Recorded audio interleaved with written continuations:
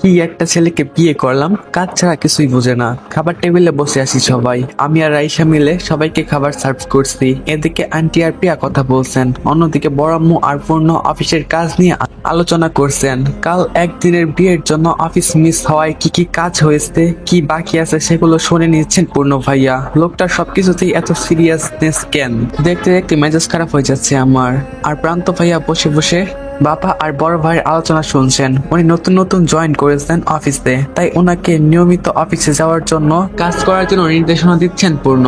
প্রান্ত ভাইয়া বেচারা কোনো উপায় না পেয়ে চুপচাপ মাথা নাড়ছেন ওনার কথায়। আমি আর রাইসা আর চোখে একে অপরের দিকে চেয়ে আসি ওনাদের কথা শুনে। রাইসা ঠিকই বলেছিল, পূর্ণ সত্যি প্রান্ত ভাইয়াকেও নিজের মতো বানিয়ে ছাড়বে। আমি চোখের ইশারায় সান্ত্বনা দিলাম বেচারিকে, ওইও চোখের ইশারাতে আমাকে সান্ত্বনা দিল এমন বোরিং সিরিয়াস জামাই পাওয়ার জন্য। সবাইকে সার্ভ করার শেষে আমরা দুজনে বসে পড়লাম টেবিলে। খাওয়া দাওয়া শুরু হতেই সবাই রান্নার প্রশংসা করলো। আজকের রান্নাগুলো আসলে খুব মজার হয়েছে। বড় আব্বু প্রান্ত ভাইয়া খুব প্রশংসা করলেন খাবারের। এদিকে আমি যার প্রশংসা শোনার জন্য কষ্ট করে রান্না করলাম, ওনার কোনো খবরই নেই। জনাব এক মনে এমন ভাবে খাচ্ছেন 10 দিন ধরে যেন কোনো কিছু খাননি। এদিকে খাওয়া প্রায় শেষের দিকে ওনার, তার মানে প্রশংসা করার মুডে নেই উনি আজ। ওনাকে দেখে হতাশ হয়ে নিজের খাওয়ার মনোযোগ দিলাম আমি। তখনই শুনলাম পূর্ণ মুখ খুললেন, বাহ রান্নাগুলো তো বেশ ভালো হয়েছে। এটা ওই পায়েস না যেটা সেদিন খেয়েছিলাম রাইসাদের বাসায়? তারপর রাইসার দিকে চেয়ে বললেন, আজকে খুব ভালো হয়েছে পায়েসটা। গুড জব রাইসা, তোমার রান্না আমার পছন্দ হয়েছে, ভালোই রাখতে জানো। শাশুড়ি হিসেবে নতুন বউকে তো আর খালি মুখে প্রশংসা করতে পারি না, কি গিফট চাও বলো? পূর্ণর কথা শুনে যেমন ভালো লাগলো তেমন কষ্টও লাগলো। ভালো লাগলো কারণ উনি বাহির থেকে কঠোর হলেও ভেতর থেকে আন্তরিক। নতুন বউকে খালি হাতে প্রশংসা করতে হয় না, গিফট দিতে চাইলেন, এটা ওনার থেকে আশা করিনি আমি। ভালো লাগলো কথাটা ওনার মুখ থেকে শুনে, কিন্তু কষ্ট লাগলো এটা ভেবে যে উনি একটা নতুন বউকে প্রশংসা করলেন ঠিক আছে, তবে বাসায় যে আরো একটা নতুন বউ আছে সেটা কি মাথায় নেই ওনার? ওনার নিজের বউ তো আছে এখানে, আমার কি প্রশংসা শুনতে ইচ্ছা হয় না? এইভাবে মনটা ছোট হয়ে গেল আমার। রাইসা গিফটের কথা শুনে খুশি হয়ে গেল। ধন্যবাদ ভাইয়া, আপনি বড় ভাই হিসেবে যে গিফটটা দিবেন সেইটাতেই চলবে আমার। তবে ভাইয়া আরেকটা কথা বলার ছিল। হ্যাঁ বলো, কি বলবে? ব্রোকুসকে জিজ্ঞেস করলেন পূর্ণ ভাইয়া।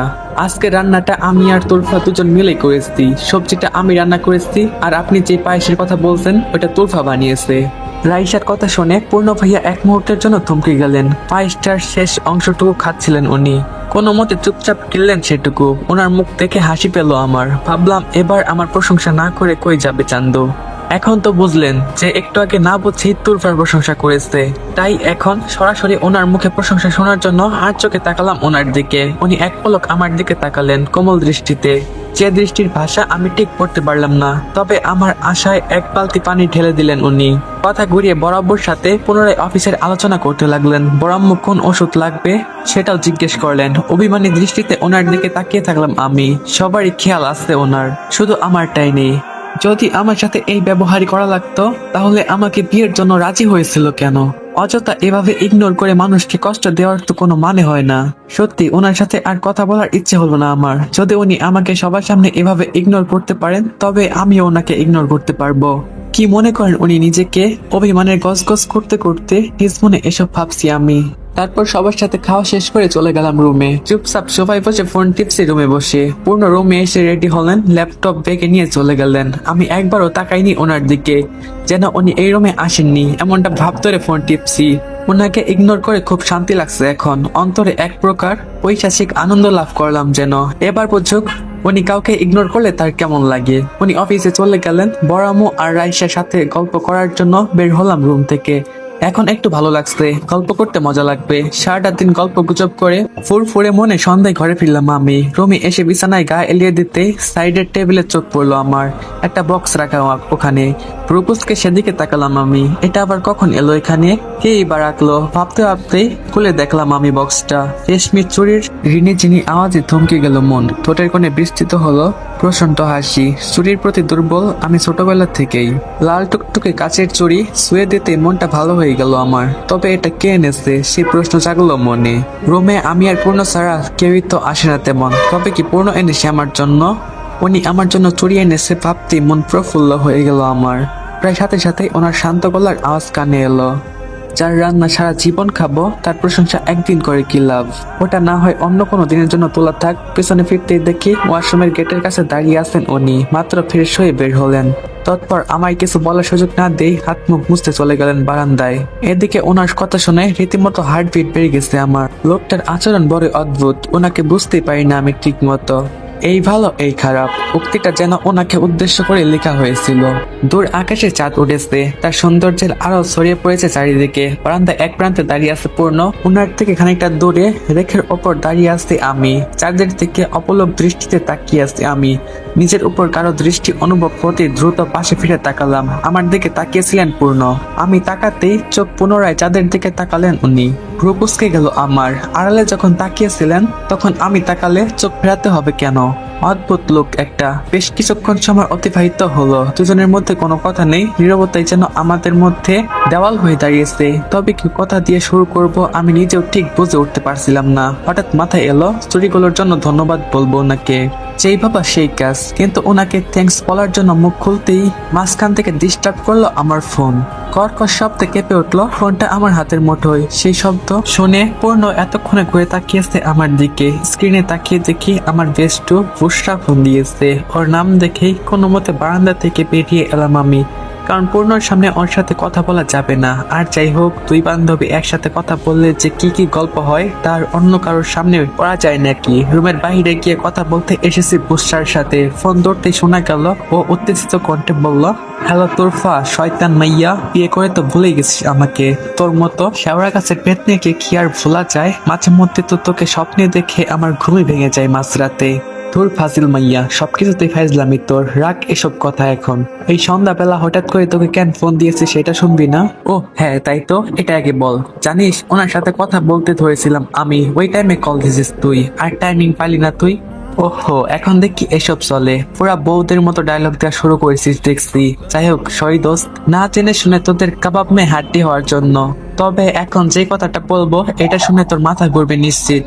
কি হয়েছে তাড়াতাড়ি বল, তোর কথা শুনে আমার টেনশন শুরু হয়েছে। যাক, এবার আসলি লাইনে।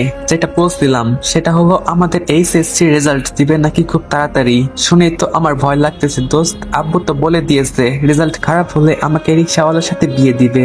ওর কথা শুনে এই টেনশনের মধ্যেও খুব হাসি পেল আমার।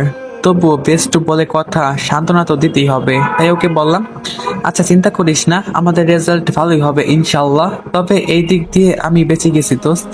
মানে রেজাল্টের আগে কিভাবে বেঁচে গেলি? আরে গাধি, ভুলে গেছিস আমার বিয়ে হয়ে গেছে। তাই আর রিক্সাওয়ালার সাথে বিয়ে হবে কিনা তাই আর চিন্তা করতে হচ্ছে না, শুধু রেজাল্টের চিন্তা করলেই হচ্ছে আমার। দাঁত খেলিয়ে হাসলাম আমি। ইস দোস্ত, আজ তোর উপর হিংসা হচ্ছে আমার। আসলে মারাত্মক একটা জামাই পেয়েছিস। আমি তো রাইসার আইডিতে ছবি দেখেই ক্রাশ খেয়ে ফেলেছি। এত হ্যান্ডসাম ছেলেকে দুলাভাই ডাকতে হবে ভেবেই আমার মনটা ভেঙে গেছে। ছি, আমার জামের উপর নজর দিস, লুচুমাইয়া কোথাকার। দুলাভাই হয় তোর। বাপরে, বিয়ে না হতেই আমার জামাই বলা শুরু করছিস। তুই তো দেখি অলরেডি দুলাভাইয়ের প্রেমে হাবুডুবু খাচ্ছিস। বুশরার কথায় লজ্জা পেলাম আমি। হঠাৎ করে কিভাবে রিয়াক্ট করে ফেলছি ভাবতেই লজ্জা লাগছে এখন। যদিও একটু জেলাস ফিল করেছিলাম ও পূর্ণ ভাইয়ার প্রশংসা করায়, কিন্তু তাও এমন রিয়াকশন দিব সেটা বুঝিনি আমি। মুখ ফুসকে বলে দিয়েছি কথাটা। যাই হোক, বুশরার কথায় আরো কিছুক্ষণ কথা বলে গল্প গুজব করে ফিরে চলে আসলাম রুমে। প্রতিমধ্যেই দেখা হলো রাইসার সাথে। ও আমার দিকে আসছিল, আমাকে দেখে বললো, ফিরে তোরফা, তোর নাকি রেজাল্ট দিবে কয়েকদিন পর, জানিস কিছু? হ্যাঁ রে, শুনেছি, ফুসরা ফোন দিয়েছিল, এজন্য এখনই ওর থেকে শুনলাম। চিন্তিত মুখে বললাম, টেনশন হচ্ছে তোর? হবে না আবার? যদিও আমি পরীক্ষা ভালোই দিয়েছি, তবুও সত্যি বলতে খুব টেনশন হচ্ছে আমার। কিসের টেনশন হচ্ছে? হঠাৎ করে বড় আম্মুর কথা শুনে আমরা পিছনে ফিরে তাকালাম। বড় আম্মু আমাদের দিকে এগিয়ে এলেন। তাকে দেখে বললাম, আমার এইচএসসি রেজাল্ট দিবে কয়েকদিন পর। বড় আম্মু খুব টেনশনে আসছি। আর বলো না। এই পাগলি, এত টেনশন কি আছে? হ্যাঁ, আমি জানি তুই অনেক ভালো রেজাল্ট করবি, যা হওয়ার দেখা যাবে, একদম চিন্তা করিস না। না বড় আম্মু, তুমি জানো না পরীক্ষার আগে টেনশনে আমার কি হাল হয়। আমার মন অন্য কোনো দিকে ডাইভার্ট করতে হবে এখন, নয়তো সারাদিনই টেনশন করব। আমাকে কোনো কাজ দাও তো বড় আম্মু। তো আসসালামু আলাইকুম গাইস, এই পার্ট এই পর্যন্তই। এই পার্টটা তোমাদের কাছে কেমন লাগছে অবশ্যই কমেন্ট বক্সে জানাবা। যদি ভালো লাগে ওইটাও জানাবা, খারাপ লাগলেও জানাবা। আর আমি জানি যে তোমাদের অনেক আছে আর কি, যে আমি পার্ট দেই না, দিলেও দেরি করে দেই, আবার ছোট ছোট পার্ট। আমি এগুলো জানি, কিন্তু কি করার বলো। ভয়েস ওভার রেকর্ড করার মতো সময় খুঁজে পাই না। এখন আমি অফিসে বসে বসে ভয়েস ওভার করতেছি, যার জন্য তুমি এই যে গাড়ির হর্ন এগুলো শুনতে পাবা। আমি আমার যতটুকু সম্ভব চেষ্টা করি তোমাদের গল্প দেওয়ার, এরপরেও মানে হয়ে যায় আর কি যে টাইম বের করতে পারি না। তো আমি চেষ্টা করব তোমাদের নিয়মিত গল্প দেওয়ার। তো ভালো থাকবে সবাই, আল্লাহ হাফেজ। দেখা হবে তোমাদের সাথে পরবর্তী পার্টে।